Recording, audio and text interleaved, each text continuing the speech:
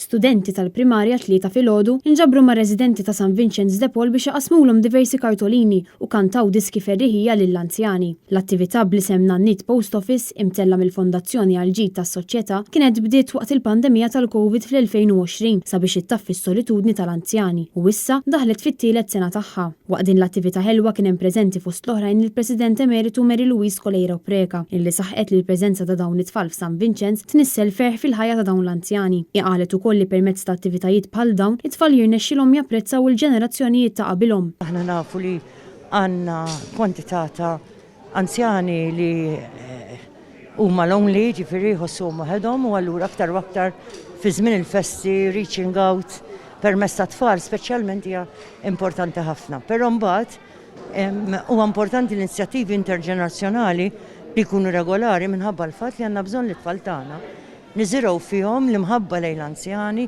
ir-rispett u l-għarfien tax-xogħol kbir li l-anzjani tagħna jkunu għamlu qabilna u li wkoll allura taħallu legat lilhom. Matul il-ġimgħat li għaddew it-tfal tal-iskejjel tal-Marsa u Ħalluqa faslu bosta kartolini tal-miliet li tqasmu lil dawn l-anzjani. Fis-sala tar-residenza St. Vincent's, it-tfal tal-iskola primarja tal-Marsa kantaw ukoll diversi kanzunetti relatati mal-miliet flimkien mal-għalliema tagħhom.